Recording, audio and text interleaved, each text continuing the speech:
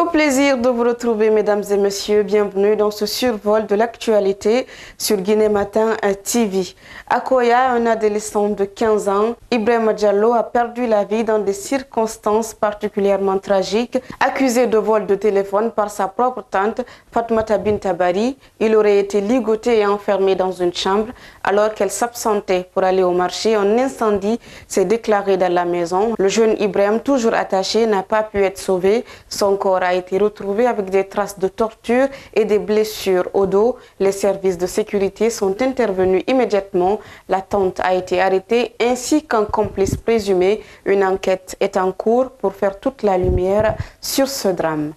Une immense figure de la culture guinéenne s'est éteinte. L'humoriste Moussa Keïta, connu sous le nom de Moussa Kofoé, est décédé hier à Kindia des suites d'une courte maladie. Le monde de l'humour et de la culture guinéenne est en deuil. Artiste respecté et mentor pour toute une génération, Moussa Kofoé laisse derrière lui une œuvre riche mais une famille dans le besoin.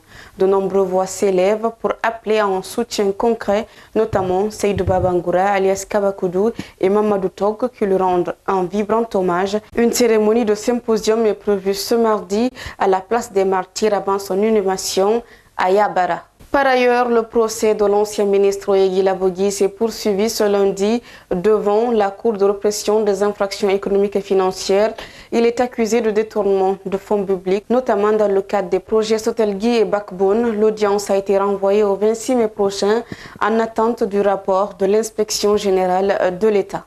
Enfin, en Côte d'Ivoire, le Parti démocratique PDCI-RDA tiendra son congrès extraordinaire ce mercredi 14 mai suite au retrait surprise de Tidjane Thiam de la présidence du parti, radié de la liste électorale et confronté à une procédure judiciaire.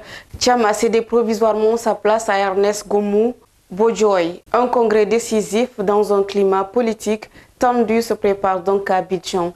Et voilà, mesdames et messieurs, c'est la fin de ce flash d'information.